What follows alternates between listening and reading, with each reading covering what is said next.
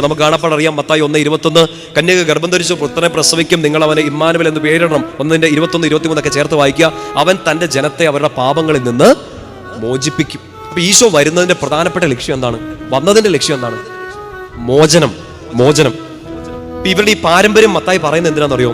നിങ്ങൾക്ക് പാരമ്പര്യത്തിൽ അഭിമാനിക്കാൻ വലിയൊരു അബ്രഹാമുണ്ട്, നിങ്ങൾക്ക് അഭിമാനിക്കാൻ വലിയൊരു രാജകുടുംബമുണ്ട്. പക്ഷെ മൂന്നാമതൊരു സംഭവം കൂടെ പറയുന്നുണ്ട്, ബാബിലോൺ പ്രവാസം. കിട്ടുന്നുണ്ടോ? നിങ്ങൾക്ക് ഇത്ര വലിയ പാരമ്പര്യത്തിലുള്ള പിതാക്കന്മാരുണ്ടായിട്ട്, നിങ്ങൾക്ക് ഇത്ര വലിയ രാജാക്കന്മാരുണ്ടായിട്ട്, മക്കളെ നിങ്ങൾ അടിമത്തത്തിലോട്ടും കൂടെ പോയി, പ്രവാസത്തിലോട്ട് പോയി.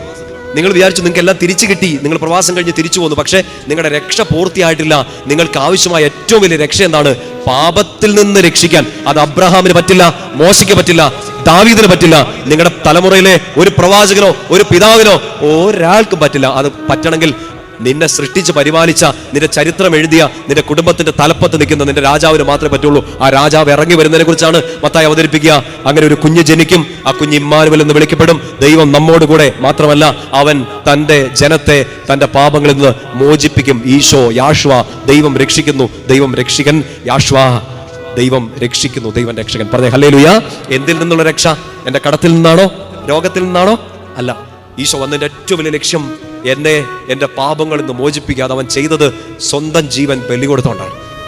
നമുക്കിന്ന് അഭിമാനിക്കാനുള്ള ഏറ്റവും വലിയ കാര്യം ഇതാണ്. എനിക്ക് വേണ്ടി ജീവൻ ബലി കഴിച്ച, എൻ്റെ പാപങ്ങൾക്ക് പരിഹാരം ഏറ്റെടുത്ത ഒരാളുടെ രക്തത്തിൽ അഭിമാനിച്ച് ആ രക്തത്തിന്റെ സംരക്ഷണത്തിൽ നിൽക്കുകയാണ് ഞാൻ. എന്നെ തൊടാൻ പിശാചിന് പറ്റില്ല.